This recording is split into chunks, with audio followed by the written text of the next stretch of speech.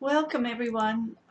So in the interest of brevity, I'm going to just jump right into the continued discussion of market and design strategies pre-COVID-19.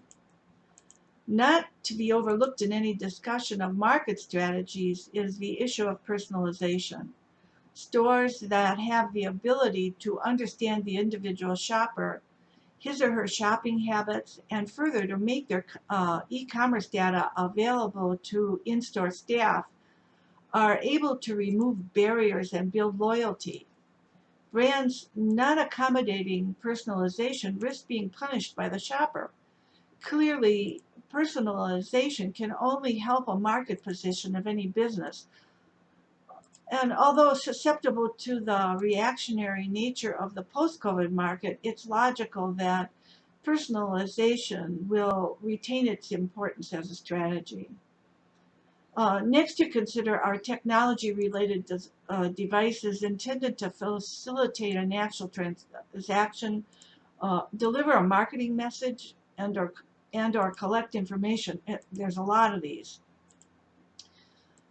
These can be online only, but most often they're tied to a physical location and include things like radio frequency identification devices, that's RFID devices, beacons, and those are notifications to a cell phone, biometric security apps for transactions, self-checkouts, digital signage, or same-day delivery apps, flexible pickup and return options, video commerce, shelf talkers, and yes, even talking shelves. And that's just to name a few.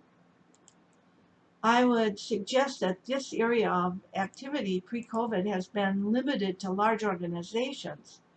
For example, you might want to check out the new Amazon Go grocery.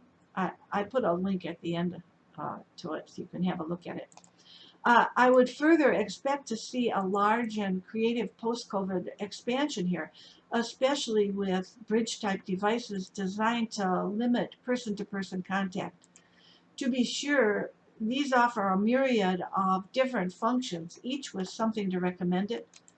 The way forward might well be defined by what function is deemed important by a retailer, and this might well be different pre and post-COVID.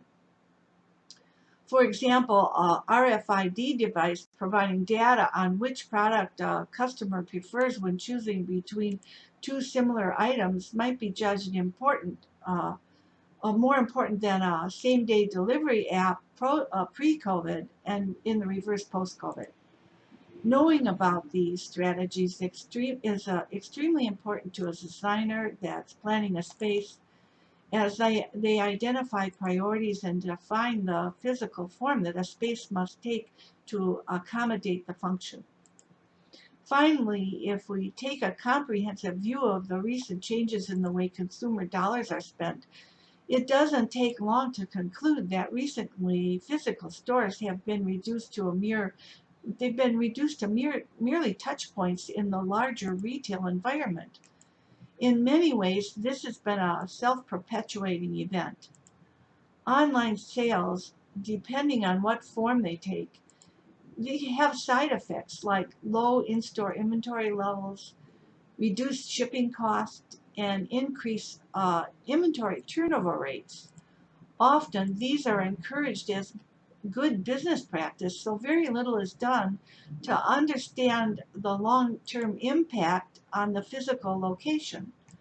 It's very easy for a store owner to forget that he or she is in and even dependent upon a real estate sub-business.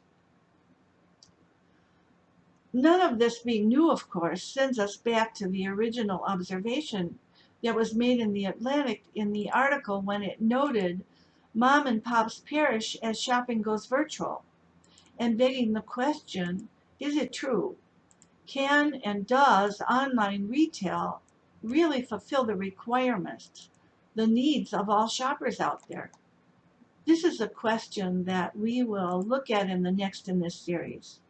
Again, I've put a link to the article referenced as well as some additional recommended reading and viewing at the end of this post. Thanks for watching.